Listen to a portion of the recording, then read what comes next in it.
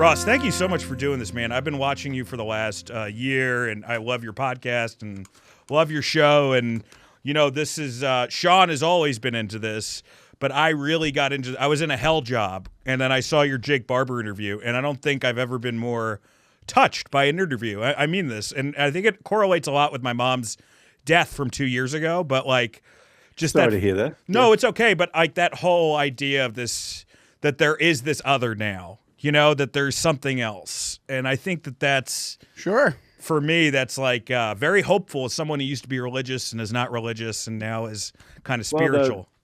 Well, it's funny. I can tell you it's been very much a thing for me as well. I mean, I find myself getting increasingly spiritual. Yes. I was a 2017 New York Times article convert. You were a little bit before that, too. I was a little bit before that as well. Yeah. But that really solidified it for me, the nuts and bolts, so that this is a real thing, and there's a there. And then you just go down this road, and then what's going on the past 4 years is just jaw-dropping, and it just changes everybody's take on reality in a way, you know? It does, but you know the weird thing is, this is the thing I find the most confronting, which is, it's like you know something and you look at the rest of the world and you feel like shaking people and going, "What the fuck? Why don't you guys?" Yeah, I was. You know, you had talked about it, but I was shocked that it seemed like, you know, your coverage of JFK got more attention than the Skywatcher videos that came out. You know, like, yeah. And I was fascinated. Yeah. I'm like, well, this guy died 50 years ago. This is happening like right now.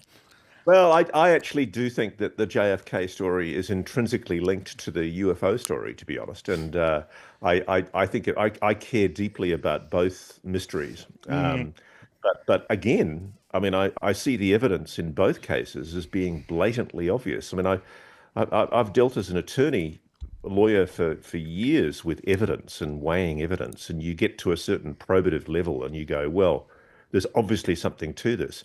I mean, we're way past that level. Way past. 100%. Like you were just saying about shaking people, I've talked to Dan about this multiple times and said, I don't think there's, because of where we're at with AI and with the way the world is, not to get too dramatic, but I don't know what would do it at this point to have it where you have 100% of the people are like, okay, this is the new reality. This is all completely true. I'm believing these completely sober and believable sources. And I said, I don't think you can get to that point. I think there's no video that would do it. It would have to be individually everybody having their own experience or something. That's what's so ridiculous. That's why this Skywatcher program is so great, because watching the new Jake Barber interview and them being like, well, it's not just about the pictures and videos from the episodes. It's also about, we are backing this up with a copious amount of data here, and we're serious people, you know. No, and I love the splendid anarchy of it. The fact that there really is. I mean, I came to this reluctant realization a few years ago. I set out to try and disprove UFOs. I was going to debunk the whole nonsense. And the hilarious thing is I became very much a believer. I've gone completely down the rabbit hole. And I'm convinced that there is a cover-up of just enormous proportions. Yeah. And the fact that, what does it say about us as a society that we can be so successfully hoodwinked? That's the thing that I find so fascinating, is that we've been the victim of a 60, 70-year disinformation campaign, and the public can't bring themselves to accept the possibility that they've been lied to. Well, it's interesting you mentioned that, Ross, and I'm going to get into the intro here. But when I've brought this up, and I think Sean said a similar reaction, when I brought this up, not just like smart people, really smart guys, there are some people who are really into it, and you can see some people, they just immediately put a wall up, and they're like, I don't want to talk about this. And I think that I think that this is going to have this is going to be the hardest for both religious figures and scientists stuck in their ways. That it made me realize, this isn't just like this is across intellectual lines as far as who believes in it and who doesn't. Well, but you know what happens to people also? There's a morality play here, or not even morality. It's more people get faced with the nature of reality, and they get overwhelmed and they can't really they shut down because they're like, this changes my whole worldview. And my girlfriend's kind of like that. I'll talk physics with Megan. I'll be like, oh, I was watching this thing about dimensions, and it's mathematically proven that it could be, string theory could be a thing, and she's like, I can't even begin to talk about this because it messes with me too much. So I think there's also that, not just people being trying to debunk things. It's also people going, it does something to me emotionally where I can't deal with that. That this is not just what I think it is. Maybe I'm just a crazy person. I love the anarchy of it. I just love the idea that there is this other, and I've had that sense of my life, to be honest. That sense of another realm. Maybe I just enjoyed fantasy as a kid. But I always wanted to be Harry Potter. Well, I think that's a great intro, Ross. We've already been talking. This is fascinating. I wrote a little intro for here. We are here with the Edward R. Murrow of UAPs and NHI, the Walter Cronkite of the paranormal, Ross Coulthart, everyone, and he has an awesome podcast called Need to Know. And check out his book on UAPs in plain sight, which I also loved. First, Ross, how are you doing? Did you get sleep? And more importantly, you're in the future. What's the future like? Well, I think, what are we, about 18 hours ahead of you guys? Yeah. And I think we feel very superior. You're not wrong. The way things are going these days. But you earlier you brought up the idea where you came into this. I'm going to debunk this, and that's the same route that J. Allen Hynek took. The famous J. Allen Hynek, who was the guy that was sent to, I don't know if you know that, Project Blue Book was this thing where they were the government set up, and Hynek was the scientist that was assigned to it to be the guy who debunked it. And by the end, he's like, it's real. he's like, it is. This is happening. And he spent the rest of his time doing interviews about how, I kind of manipulated things and whatever, or that came out later, or whatever it was. No, that's exactly what happened to me. I was working on the Australian 60 Minutes show at the time, and we used to spend a lot of time in the States. And we'd have a lot of downtime because to save money, we'd share crews sometimes, and I'd be stuck in East Coast, maybe in DC or New York for a few days, and I'd have nothing to do. And so I reached out to a person I'd met in Afghanistan when I was reporting from there, who was in the intelligence community. And I asked him, I said, I've been kind of thinking about debunking this whole UFO story. And he looked at me and he went, debunking? And I went, yeah. And I said, it's so obviously the case that it's some American secret program. And, I presume you guys have got spy planes, that you're developing the next stealth technology out the back of Area 51. And it was funny, we were in a Georgetown bar. I was drinking a Sam Adams Boston Lager. And love it. You could tell he's a news anchor. Just setting up the whole scene. And he leaned across the table and he said, I think you have a bit of trouble debunking this. Yeah. It's real. Yeah. And I just laughed nervously. I giggled. And I thought, well, he's a nutter. It was very strange because over a period of a year or so, as I started doing the research, I went through some kind of ontological shock because, as a journalist, you get very used to gathering information and you try not to operate with a confirmational bias. But I freely admit I started out with the confirmational bias that I was going to disprove this UFO nonsense.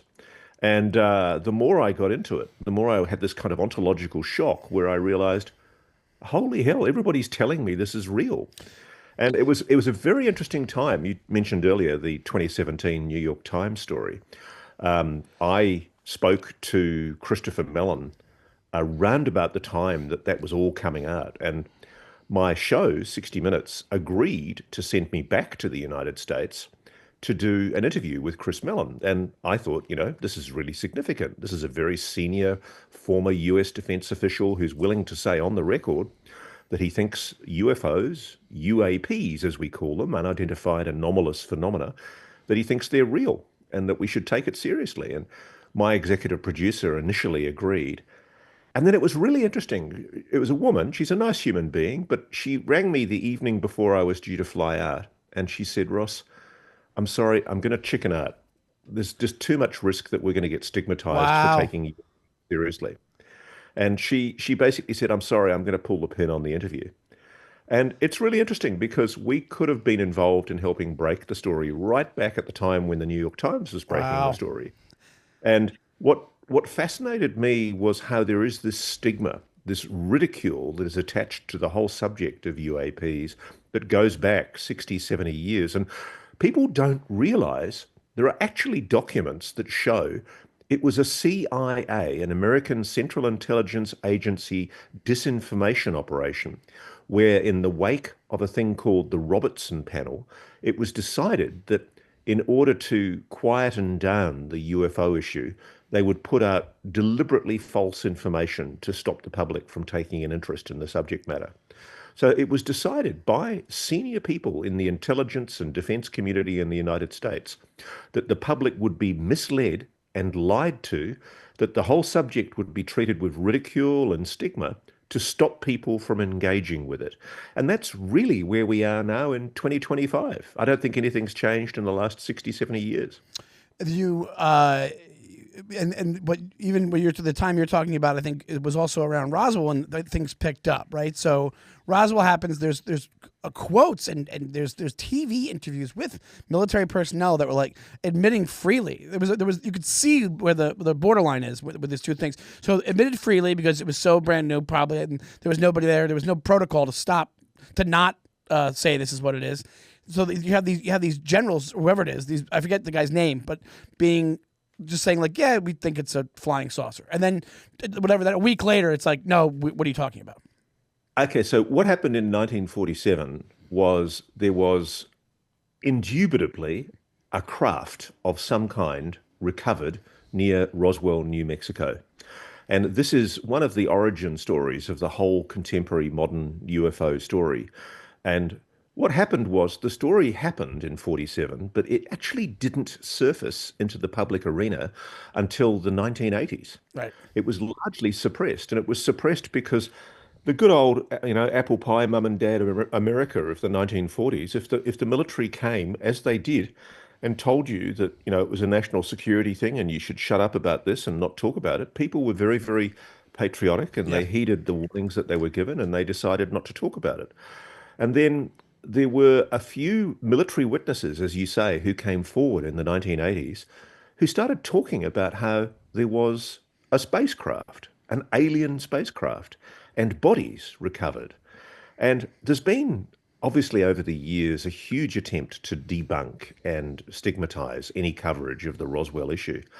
But for me, a turning point was when David Grusch, in 2023, there was a guy came forward. I persuaded him to speak on national TV. Yeah. David Grusch was a former National Geospatial Intelligence Agency officer. And Ross, just to stop, you're the one who got him. You were the one who got him to speak to Congress. Wow. Yeah. I mean, you're a real hero of this as well. Nobody says that about it, but I did want to say that. I truly feel that all I am is just a journalist covering the story. There's so many times, guys, where I look over my shoulder and I wonder, where is the New York Times or the Washington Post, the LA Times, the Boston Globe, CBS, ABC, NBC?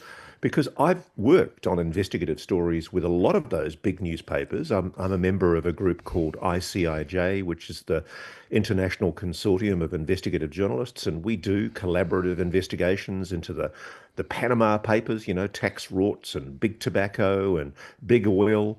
And I assumed that when my colleagues saw the level of evidence that we were presenting, first-hand witnesses, I assumed fellow journalists would jump on the issue and start digging. But there's such a stigma, there's such a residual taboo associated with this subject matter, it's almost impossible to get the editor of a major newspaper or the executive producer of a big public affairs TV show to engage with the issue. And I find that bewildering because there's so much data, there's so much evidence to show that there is a there. Right. Well, then this is the $1 million question, Ross, and it's the question we want to ask you more than anything else. Skywatcher released the videos. What do you think of the videos? I think they're not the hard scientific verifiable evidence yet, and that Skywatcher's not saying that. So Skywatcher, for the benefit of our audience, is there's a guy called Jake Barber, who's another primary witness that I brought out into American TV. I work on a show called Reality Check on News Nation, which is a cable news network in the States based out of Chicago. And when I did the David Grusch story, I also started working with News Nation because they discovered, to their amusement, that their ratings went up 990% when they started UFO stories. Oh, that's awesome. So it's very funny. We're the UFO guys now. Too many UFOs are barely enough in News Nation. They love the story, and I've got a lot of support from senior management there because it's boosted their ratings. And there's a huge audience that really wants this story covered seriously with good journalism. And so basically what happened was, one of the other stories I got was when we did the David Grusch story, one of the big criticisms was David had researched and investigated the whole UAP mystery, but he'd never had direct first-hand evidence of what we call the legacy UAP program. He had a list of about 60 witnesses, I believe, right? Yeah. He had a huge number of people that he'd spoken to, many of whom went on to secretly give evidence to the Congress. And basically, he kicked it off and kicked the ball down the field and got things going. But the big criticism was we had nobody who was a first-hand witness. And look, I'd been talking for a while to a guy called Jake Barber, who is, frankly, a real-life Jason Bourne. He worked initially in the military, trained as a Tier 1 operator with, very senior people from STS-24, which is the US Air Force's elite special forces unit, people from Delta Force, and the absolute elite of the Tier 1 of the US military. And at the point where he graduated from his Tier 1 training, he was diverted, as many of them are, into a secret role, where essentially he was set up by an intelligence agency. I'm not allowed to reveal which one, but it's got 3 letters and it starts with C. And, CPS? Child Protective Service? Child Protective Service. and essentially he was basically created as a non-official cover operative, a spook. And initially he was working overseas, doing all sorts of secret operations overseas, but then he was brought back to a location in America called The Range, which I know the location, but I'm not going to reveal it because it's kind of an undertaking that we don't want crazy people breaking in there and breaking national security. Just tell me you don't want me to come, Ross, okay? Just tell me you don't want me to come. I have to go pussyfoot around it. So Jake basically testified that he was involved, first person, as a direct witness in the retrieval of alien spacecraft, and that the US has been operating a secret legacy UFO retrieval program for many decades, and that he'd been working in it for around about 20 years. And it blew my mind because initially I was very skeptical. I thought this guy cannot be real, and verifying somebody who's got non-official cover status is very hard because their whole military work record has been wiped. And so technically it looked like he was just a mechanic in the military. But we were able in the end to find a whole lot of people who'd worked with him during his service and who confirmed his service.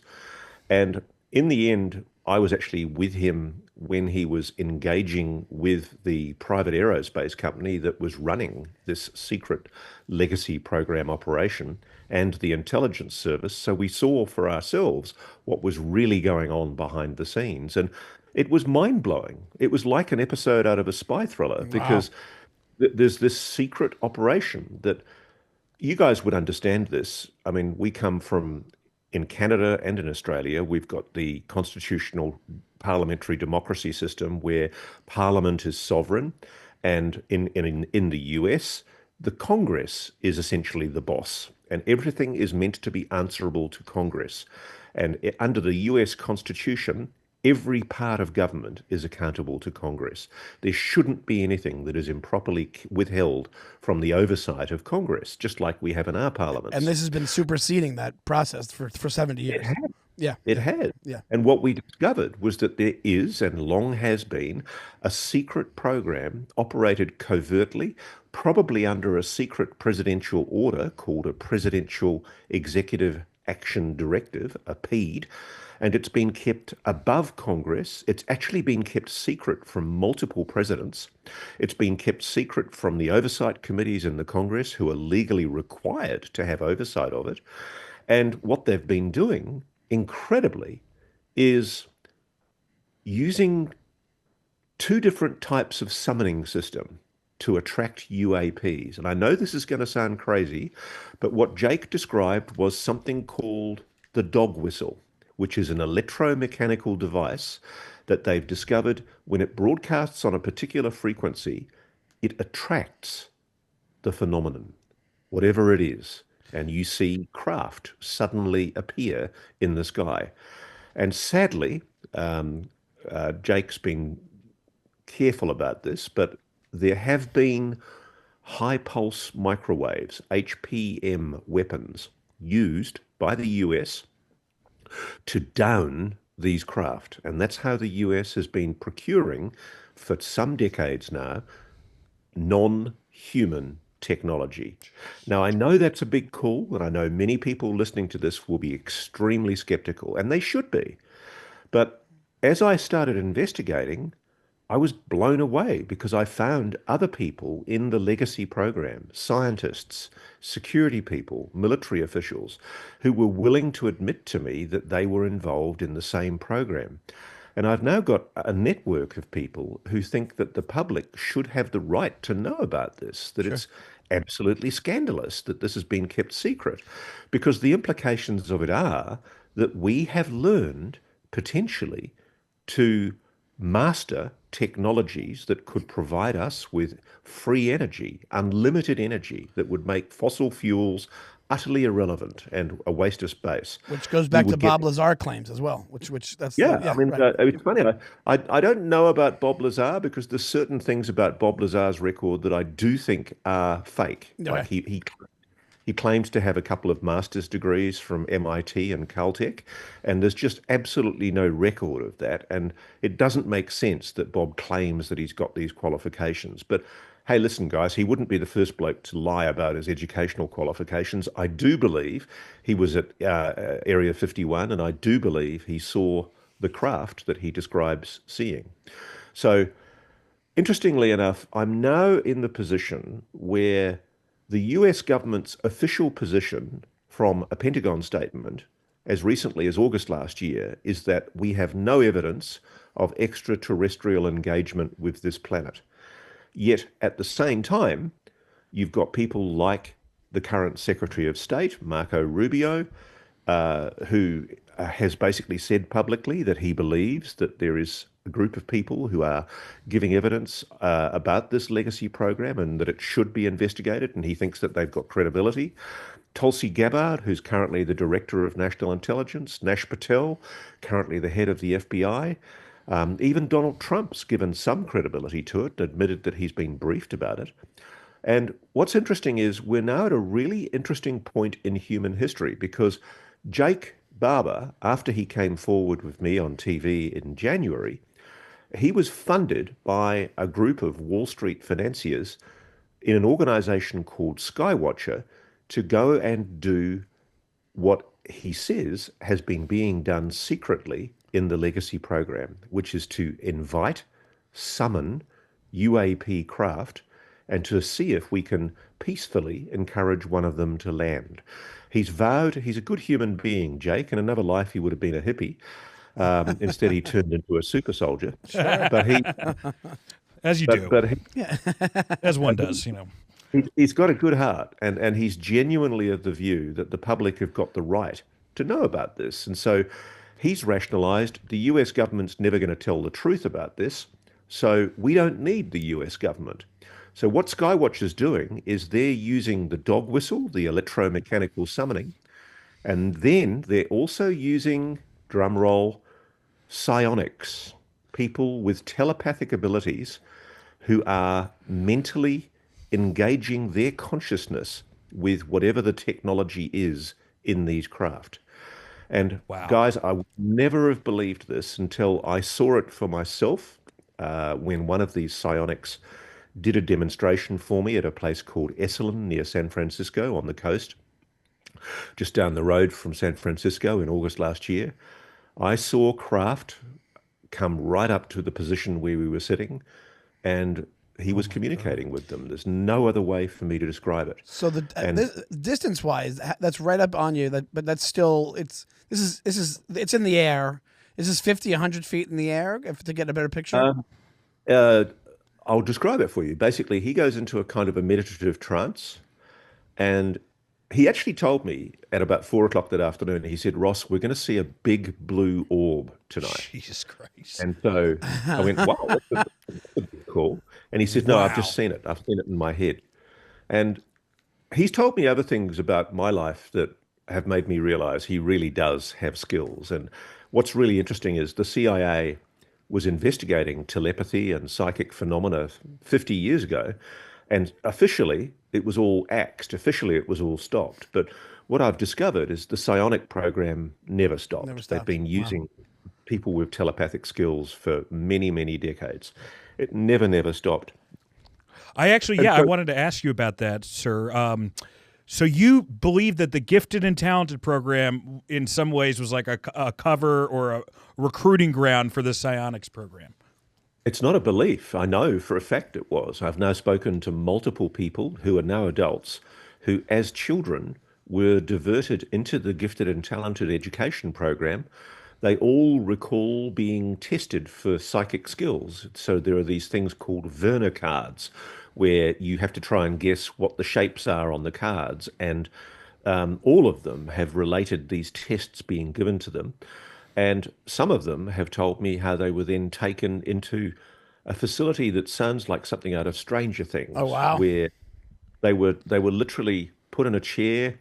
They had a ECG cap on their heads, and they were taught how to use their brains to connect with a non-human consciousness. Now, I know Jesus this Christ. sounds like science fiction, and I would forgive anybody who's listening to this for going, "Oh my God, this reporter has gone completely crazy."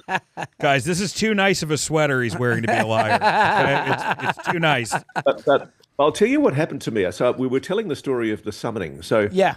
it was a really cool event. I don't know if you guys have ever been to this place called Esalen, but No. I've heard of I it, got but I've never been there. I got invited to this event that was organized by Alex Clokus, who's the guy who's funding Skywatcher. And Clokus knows a lot of billionaires, and billionaires have got all these drop dead gorgeous girlfriends. And so I found myself as a 60-something guy walking around this place at Esalen, where all these supermodels are walking naked around these hot springs baths. Were they And summoned? They were summoned too, but it was cash. all these, all these beautiful young women are walking around buck naked, and I was That's far one too way to shy get to him go there, huh? up in the bath. But that evening, after I'd been in a hot springs bath with some of these beautiful women, I was.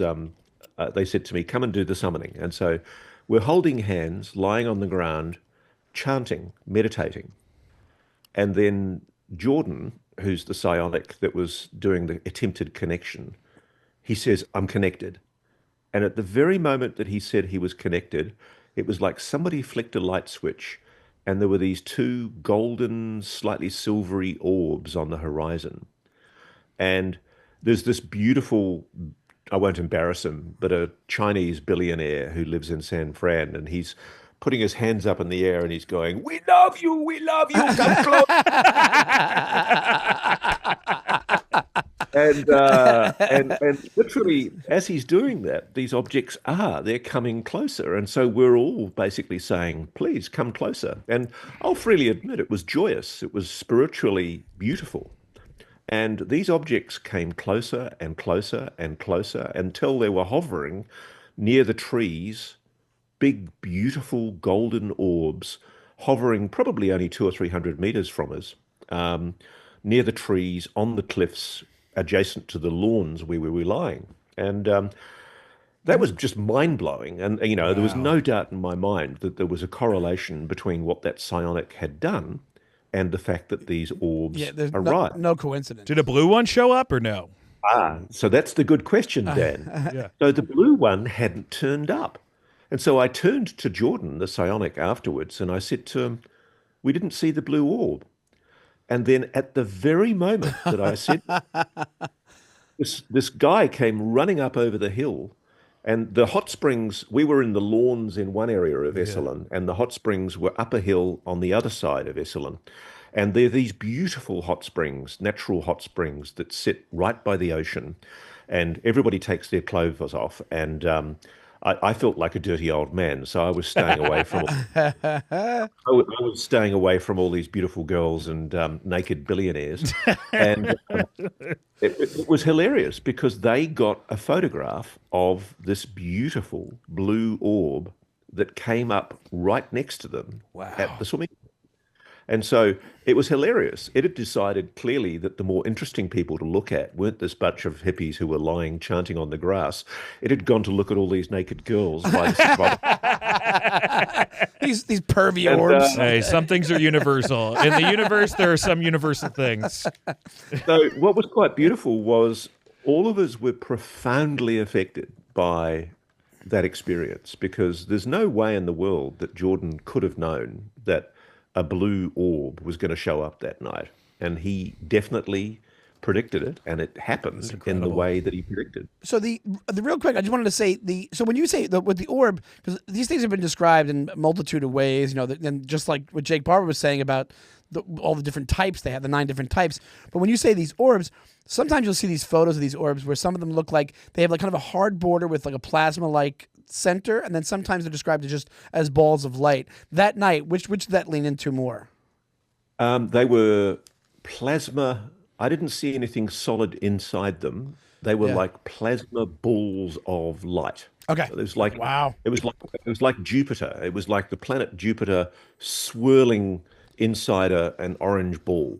Wow. And but it's really interesting. Skywatcher just this week, you can go on YouTube, and if you put in Skywatcher UFOs, you can see the video that they've released where they have identified 9 separate classes of, was it 7? 7 separate classes of UAP, including orbs, tic tacs, another one called the manta, but the one that I find the most fascinating is the jellyfish. Yeah. And for some time now, there's been leaked videos from military video cameras from the Middle East of a jellyfish object moving across a forward operating base in Afghanistan or Iraq. I've forgotten which location. But a lot of military witnesses have told me that these jellyfish sometimes turn up. And the Skywatcher team, anybody can see it if they want to. I find it amazing that they've released this evidence this week, and not one national newspaper has given it any coverage at all. It's just breathtaking. Yeah. And crazy. They've got categorical vision in broad daylight of orbs, tic tacs, jellyfish, mantas. Absolutely amazing video of these objects. And they're going to go through a scientific process where, when they've satisfied themselves that they've got enough evidence for their own purposes, they're then going to throw it open to independent peer review and go through the rigorous process of scientifically validating and proving what they're trying to establish, that these are solid objects that are manifesting themselves in response to either the electromechanical dog whistle or the psionic neuromeditative signaling. And it's absolutely groundbreaking. Guys, this is new paradigm science. Sure. Whatever it is, it's terribly exciting. And I don't, for the life of me, understand how information like that can be released in the media on YouTube. And it says so much, I think, about what's happening in media at the moment, that so many of the national security correspondents for our big newspapers and our TV networks, they are so dependent and so lickspitly subservient to the Defense Department and the intelligence community that they're frightened of offending their sources. And so most media, most mainstream media, are staying away from this subject. They're terrified of covering it. And to me, I think it's the biggest story in human history. It absolutely is. Yeah. We are looking at here is potentially the biggest discovery ever, that we are not alone, and that more importantly, there are technologies, things that are being hidden by different governments, Russia, America, China, and they're known about and they're being hidden from we, the public. And the big question is why? Why is this being concealed?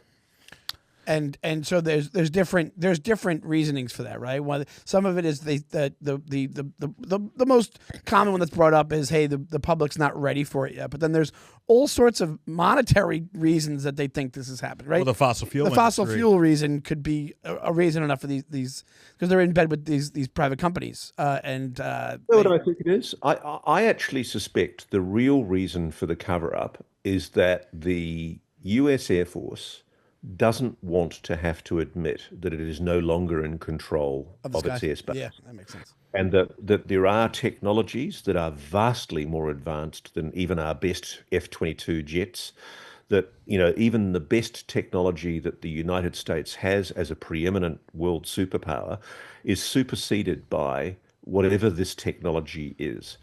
And the interesting thing is, yes, there is a patronizing argument that some people make that we're not ready, and that Christians would particularly be offended by the revelation that there are non-human intelligences. But I don't get that, because Same. even the Bible says we're all God's children. And it's interesting. Most major religions have already embraced the idea of other species. Right. And the Pope has actually anticipated this. One of the churches that is most ahead on this issue is the Vatican, because the Vatican was involved, according to David Grusch, in the recovery of an alien spacecraft in 1933. And the Magenta UFO that was recovered under the fascist Mussolini government was eventually organized to be handed over in 1944 to the US government secretly by the Vatican. So the Vatican has known since at least the 1930s, 1940s, that there are non-human craft being recovered by different governments around the world. And what's really interesting is that there is genuinely, David Grusch told me when he did his interview with me, that there is a Cold War going on, a secret Cold War where Russia, China, and America are all fighting over the retrieval of these non-human craft. And there's a battle coming to essentially master the technologies that lie behind all of this. And that brings me to what I think is another of the major reasons why it's being kept secret, because I'm told that one of the discoveries that lies behind these UFOs that have been recovered is the discovery of what's called scalar technology, the ability to harness an entirely new electromagnetic power. And scalar technologies are formidable. I'm told they make thermonuclear weapons look like child's toys. Wow. And so maybe there is very good reason for the technology itself not to be disclosed. But to me, as a journalist who believes passionately in the public's right to know, especially when they're paying for this, you know, billions of dollars have been expended on the legacy program by US taxpayers, I think they've got a right to know that their money is being spent. Sure, it's tax money. And by the way, guys, Canada has been involved up to its eyeballs in this. There's been a secret collaboration in Canada between Canadian scientists and US scientists, and it goes right back to the 1950s because there were craft recovered in Canada. And I'm told that Canadian scientists have been and may still be, I'm not sure if they're still doing it, but the Canadian government was apprised very recently that there has been secret collaboration between senior US government agencies and private aerospace companies that have got their offices in Canada, and that there's been non-human technology being worked on by Canadian scientists. And in fact, I'm told that a particular member of your parliament was approached by one of these scientists and told about the existence of this program. And what happened was it was all shut down. Basically, attempts to reveal this in the Canadian Parliament were suppressed because the United States wants this continued to be suppressed, and it will be suppressed until the US decides to tell the truth.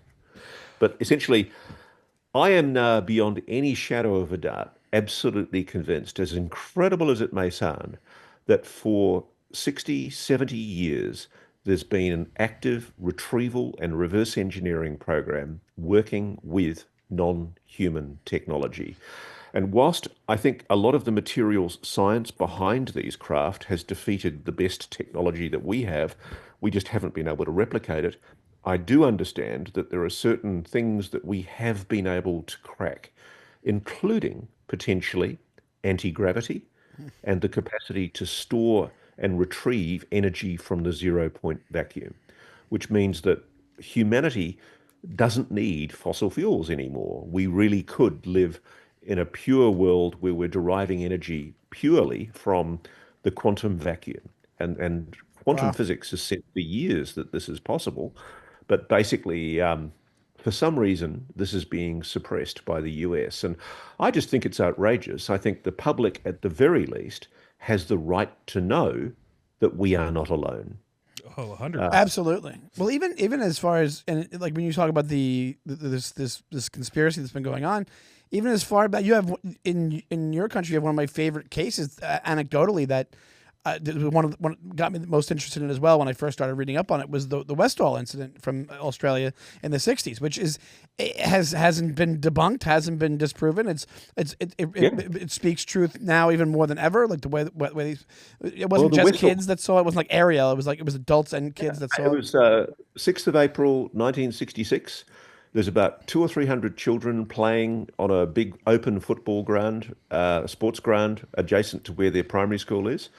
And as they're playing, with some teachers watching on, 3 flying saucers, elliptical discs, hover over the school ground. And I've spoken to many of these witnesses. They're now adults, of course. Some of them are in their 60s, 70s. And I also spoke to a former science teacher, Andrew Greenwood, who went public with me on camera for the first time.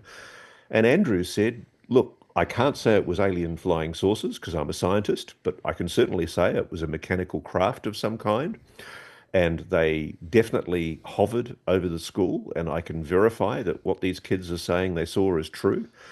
And the terrible thing is, Andrew spoke about what he saw to the local media at the time. And he was visited by people from our intelligence service and threatened and told that if he spoke publicly about this, they would say that he was an alcoholic and his career as a teacher would be destroyed. Yep. And so for 50, 60 years, he kept quiet about it until he spoke to me on camera a few years ago. And it was a real eye-opener because as a result of him speaking out, a whole lot of other people who'd been children at the time came forward to me. And we now have dozens of witnesses who say not only did these craft hover overhead, one of them actually went and landed in an adjacent forested area. And a student touched it, correct? And one of the students touched it. Yeah. And I've spoken to that student who's now an adult. And what's really interesting is I'll tell you this guy's exclusively. I've been approached by somebody whose father was working in an intelligence agency in the Australian government. And they say their dad was involved in writing the secret report that was prepared into this incident. Yeah. And so I've been trying to get from our National Archives a copy of the secret report. And there's been a cover-up 60, 70 years later. Whatever happened in Westall in 1966, it's so sensitive that they're still trying to cover it up. Wow. And that's the thing that fascinates me is one of the things you're taught as a journalist when you do investigative journalism is always assume a screw up before a conspiracy. Right. It's very rare that there's a conspiracy. Normally it's just a cock up. And I think what's happened in this case is there really was a conspiracy. And right across the world, every time there's been incidents, another one that took place was at Rua in Zimbabwe, and quite a beautiful experience. There's a great film that tells the story of Rua, another school incident where Ariel phenomenon, right? Yeah. The Ariel phenomenon. Yeah, I actually saw that AREL. documentary. It's great. It's a beautiful documentary, and these little children, gorgeous little kids, they were interviewed by the BBC within days of them having this experience. And you could see how touched they were by the fact that they'd been telepathically communicated with by humanoid entities Yeah. that spoke to them in their minds. And they told them, they warned them that the planet was being poisoned, that we were far too warlike, us humans. And these beautiful little kiddies talked about how they had these messages placed in their heads by these humanoid, non-human beings. And it's really interesting that I think what's happening at the moment with this drones flap over North America, I'm going to stick my neck out here. I'm told that a lot of these objects are not drones. And I think what's happening is the non-human intelligences, whatever they are, they're being much, much more overt than they've ever been before. I think they're turning up the heat on the US government. And so the US government, the White House, put out a statement a few weeks ago. If you remember the drones flap over New Jersey. Sure, yeah. Yeah. So for weeks, we were being told that there were these mysterious drones that were buzzing New Jersey and Long Island and New York. Even And as far as nobody Colorado, explained- too, I think. Yeah, they were all over the States. And in fact, they were in the UK and all over the world. All over the world, I was getting thousands of reports from people telling me that these mysterious objects that looked like drones, but were the size of, in some cases, large SUVs, Yeah. huge objects, moving through the sky very slowly, not behaving like a normal drone. And the official explanation, at first, certain members of Congress tried to claim that it was the Russians or the Chinese, I and remember then there was that. no evidence of that, absolutely no evidence to support that. Well, remember there was the Iranian ship. That's what they were saying for then- like 2 then there weeks. was Oh, mention there's an of an Iranian Iranian ship on ship. the East Coast. Yeah, and there was absolutely no evidence of that. Yeah. And then just a few weeks ago, CBS 60 Minutes did a story, and they interviewed Senator Roger Wicker, who's the chairman of the Senate Armed Services Committee. And Senator Wicker admitted that the Defense Department and the intelligence community are still mystified by where these objects have come from. And the two generals that appeared on the 60 Minutes story, one of them was a guy called Glenn Van Herk, General Glenn Van Herk, who'd just until very recently been the head of Northcom, the NORAD agency that Canada and America belong to defend North America. And he basically admitted as well that they had no explanation for where these objects were coming from. Now, in any other context, the fact that large numbers of anomalous objects are hovering over sensitive national security installations like Langley Air Force Base, Eglin Air Force Base, Malmstrom Air Force Base, some of the most sensitive facilities in America, including facilities where there are nuclear weapons.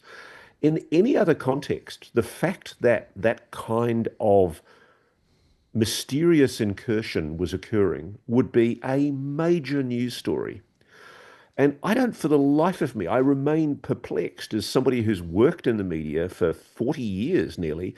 I just don't understand why these drones are not a bigger issue Right. when it's now a matter of public record that there is no explanation for where they're coming from, who's responsible for them.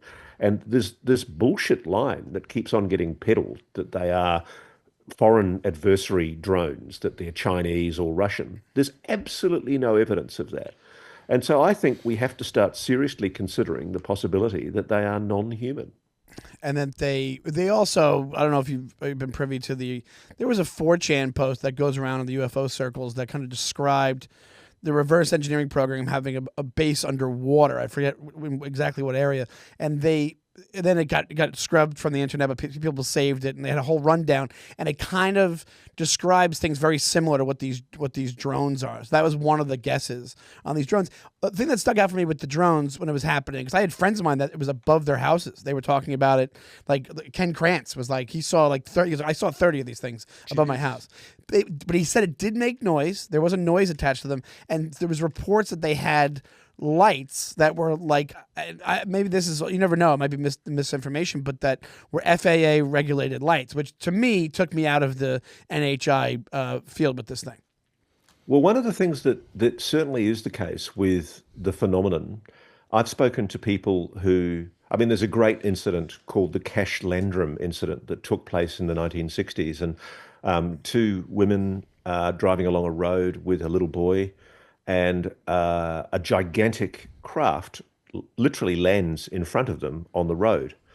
And as they watch, dozens and dozens and dozens, like 20 to 30 helicopters, including giant twin-engined Chinook helicopters, are chasing this object. And the reason that the whole incident was discredited and debunked is because the US Air Force was able to prove that they didn't even have that many helicopters in that part of the United States at Oh, that sure. time, in that part of Texas. But what people are increasingly thinking is that if we are talking about a non-human intelligence, often in order to mask their activity on this planet, they disguise themselves. They make themselves look like something conventional or prosaic.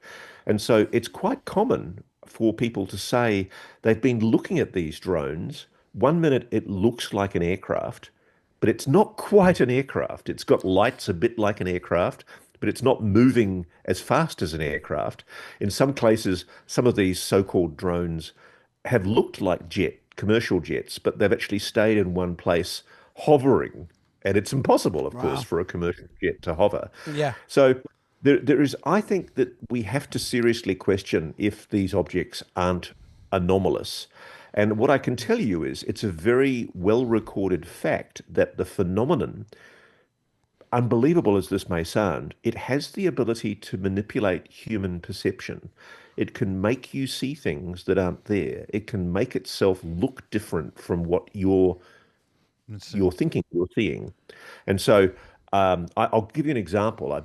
I got rung not too long ago by a source of mine who's a very senior cabinet minister in the Australian government. And he works in a very sensitive portfolio. And he'd seen one of my UFO stories. And I thought he was going to ring me to do a piss take and say, what the hell are you doing stories on UFOs? And he actually said, look, I want you to know, I know it's real because I've seen them. And he Wow. says, I would deny, if you ever spoke about who I am and revealed my name, I would deny it. But I want you to know you're right.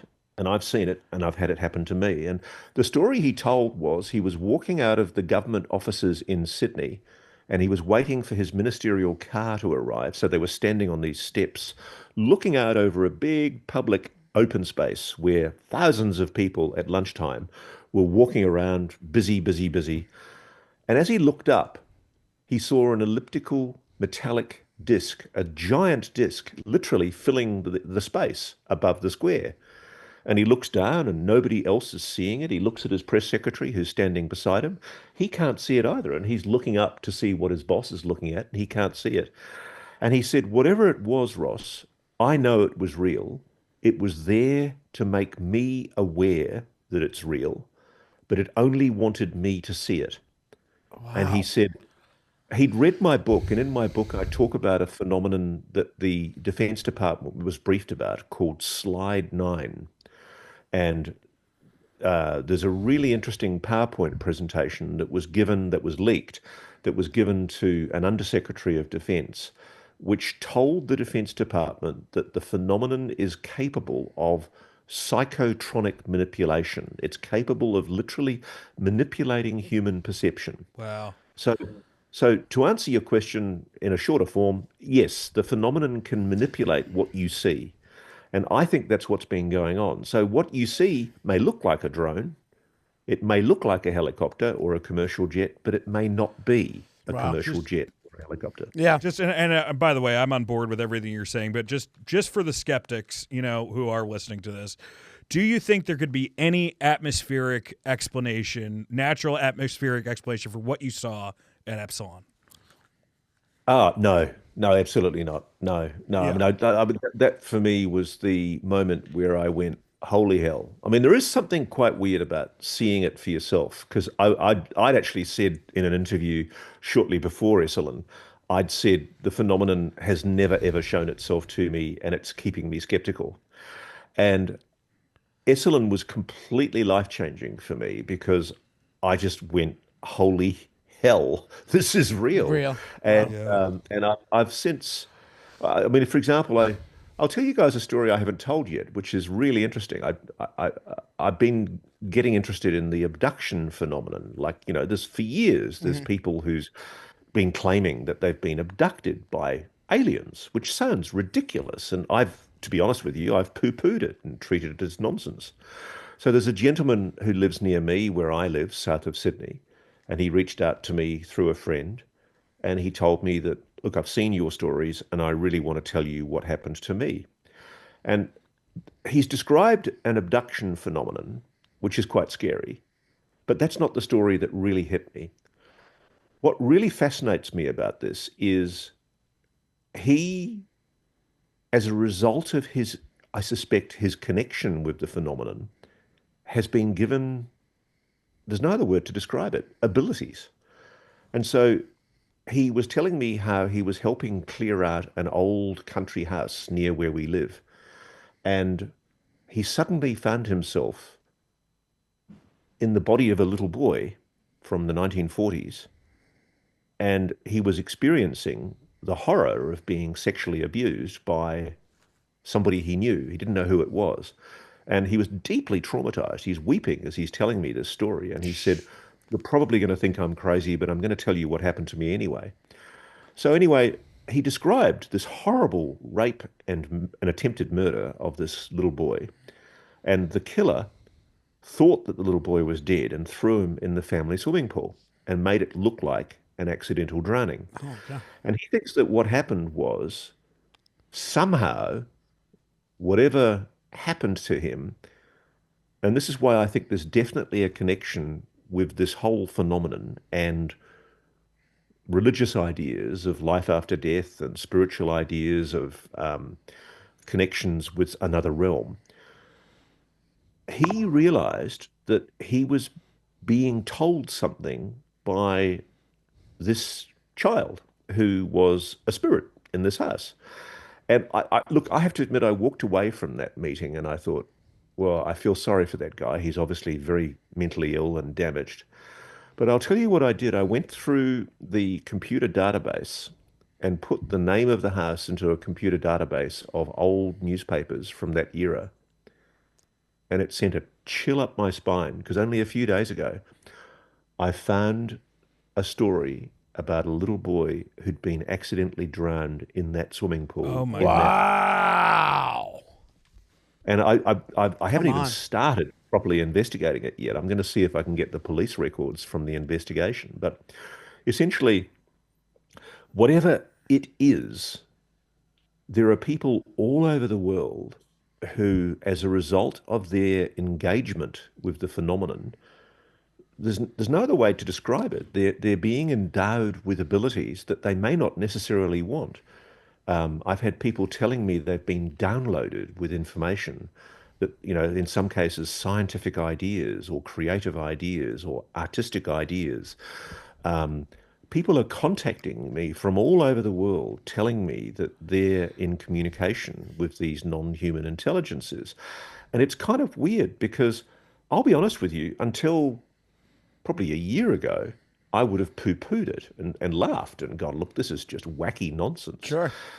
The thing I find most exciting about what I'm investigating is the nuts and bolts idea of recovering an alien spacecraft is nothing in comparison to the broader issue that lies behind all of this, which is, I think what we're talking about here could potentially provide an explanation for the two greatest mysteries in our human life, which is one, are we alone? And two, what happens to us after we die? Right. And it fascinates me because I'm in touch with scientists. There's a guy called Stu Hameroff who's been doing amazing work looking at how things called microtubules in the brain apparently have the ability to connect non-locally with another consciousness using quantum entanglement. And it might explain telepathy. It might explain psychic behavior. And so the fascinating thing for me is whatever this is, and I'm not saying I've got the answers. Um, Whatever it is, I think that there are two central mysteries in our life. What happens to us after we die? Is there a God? Is there another realm? And are we alone? Are there other entities, other intelligent species in this universe? And I somehow suspect, my gut feeling is that the two are interconnected, and that whatever this is, it's always been there. And I am not saying I've got the answers. I am as bewildered and frankly as excited as everybody else is by the potential behind all of this. But I think that humanity might be on the cusp of a paradigm shift in understanding about itself. And I think that the moment that we understand that we are not alone, I think it will also change us as a people, Sure. because it will also lead to a spiritual understanding about how I suspect we do have a soul, and that we are part of an uber consciousness, and that when we die, whatever that soul is becomes part of an uber consciousness. And I suspect that UFOs, UAPs, might be part of this super consciousness, and that they manifest themselves to us as a technology because that's a way that we can understand them. Like the But Jacques if Vallée take on that. Yeah, Yeah. yeah, yeah. And I'm struggling to define or explain, but increasingly, I think it was Jacques Vallée who actually said he'd be bitterly disappointed if it turned out that it was just aliens, because I don't think it is. I No, think I don't it's think so something, either. I just, and I think at the heart of this is a really interesting question about who we are, who us human beings are, and why we're here on this planet. I want to just ask. We have to wrap up pretty soon, and can't thank you enough for doing this. This has been Yeah, amazing. incredible. But I wanted to say, because we talked about Grusch earlier in front of Congress, and then you had Jake Barber. I don't know if he had the same pushback and impediment that Grusch had. Grusch actually was experiencing some harassment. I believe his family was as well. The deeper you got into this topic, and since you've really become a go-to guy in this world, do you find, in your investigations, either through ways of intimidation or misinformation, that your efforts are trying to be impeded by either an agency showing themselves, or any kind of group that is out there that might not want this info out? Do you find, even if it's your investigation? Well, okay. Yeah, any pushback. Yes. Yeah, there is pushback. I mean, the worst thing is the power of social media, I think, scares the people who are trying to conceal this. And so I've become aware that there are intelligence community bots. Many of them are Twitter accounts that were only created a few weeks ago. And as soon as I do a story, they'll start running a line. And many of them use the same language. It's quite funny. Wow. They say all the same thing under Yeah. different Twitter handles, and they try and overwhelm the algorithm with negative comments about what I'm doing. And so I noticed when I did the David Grusch story and the Jake Barber story, these bots, these very new Twitter accounts that were hidden behind anonymous names, suddenly started running a whole lot of negative stuff about me. I've had harassment. Oh, one horrible thing. It was really distressing. I woke up one morning and somebody had signed me up to every sleazy, horrible sex site Wow. around. So my inbox was flooded with pornography, and I was so paranoid about it. I rang a copper friend of mine, and I said, "Look, I'm really worried." And they gave me some good advice. Get it off your computer, and it was really nasty, horrible. Some of it was sadomasochistic violence and snuff movies and Oh, stuff like that. Jesus. Oh wow. And I was really worried I was being set up, and somebody was trying to plant stuff on my computer. So it took me weeks to get all that stuff off my computer because Jeez. somebody had subscribed me to a whole lot of grubby sites all around the world. Wow. I can honestly Unbelievable. tell you the broader issue is I think that the majority of people inside the national security intelligence community establishment, there is a goodness, a decency, And I mean, I don't want to sound old-fashioned, but as a boy, I grew up with the Apollo moon missions and the romance of American can-do. Those wonderful technological achievements where a discovery was made purely and simply for the point of the discovery. You know, okay, there was a Cold War advantage in beating Russia to the moon, but ultimately it was American know-how, technological wizardry that achieved this great breakthrough that was huge for the status and the position of America. And that's the kind of America that I grew up with. And at the moment, I think a lot of people feel very skeptical and cynical about the United States. And it's basically because since the space program 50 years ago, there really hasn't been any kind of major technological breakthrough. And I suspect it's because it's been suppressed. Sure. I think this whole space program, this secret legacy program with non-human technology, is being kept secret for improper reasons, for unjustifiable reasons. And I'm really heartened. You can't see the defense and intelligence community as an amorphous evil blob because there are so many people reaching out to me saying, we agree with you. The public have got a right to know about this. It's time they were told. The public deserves the truth. Keep on pushing, Roscoe. And that's the thing that I find most heartening is that I'm being encouraged by good people inside the national security establishment to keep on pushing. And we're very, very slowly. I think Trump particularly is resolved to expose the legacy program. And I'm just hoping he doesn't get snowed by the intelligence community before the end of his administration. Yeah. Well, thank you so much, Ross. Thank you so much. This was huge. I mean, I have a million other questions for you, but we'd love to have you back on again. That was absolutely incredible. Obviously, we can find you on News Nation, but is there anything anywhere else you'd like to plug, sir? If people want to watch my reality check shows, they can just go to YouTube, put in Ross Coulthart, Coulthart, reality check, and I try and do thought-provoking, interesting interviews with the most interesting people in this area every week. And as News Nation knows, it's boosting their ratings out of sight. So 1,000%. Oh, get ready for contract time, News Nation. Yeah. Thank you so much again. Thank you so much. And to your point, like there's Danny Sheehan, there's a lot of great stuff about the Kennedy conspiracy. Like it's not just UAP stuff that Ross jumps into. So please check it out. Check it out. I watch every episode. Yeah. Happy to talk to you guys about JFK anytime. I'm fascinated with the JFK states. There was a coup d'etat against a sitting president in November 1963. Absolutely. There really was, and it's been suppressed. Well, there may, if you've read the news, there may be another one coming soon. Thank you so much again. Thank you so much, Ross. And check out Burbs Bros. And check out Burbs Bros. Yes. Follow us on everything, and we can add this. You can follow Sean on stand-up. Me and Sean are also do stand-up. Follow us on Instagram. Follow us on, we have YouTube channels. So follow us on all the things, guys. And feel better, Ross. Thanks again. Yeah.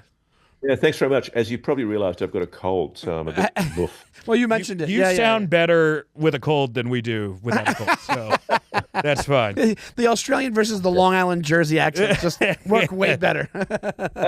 You guys drop me an email when this goes up, and I'll tweet it out to my audience. Thank you. That'd be perfect. That'd be excellent. Thank you so much, Ross. Ross, have a great day. Bye-bye.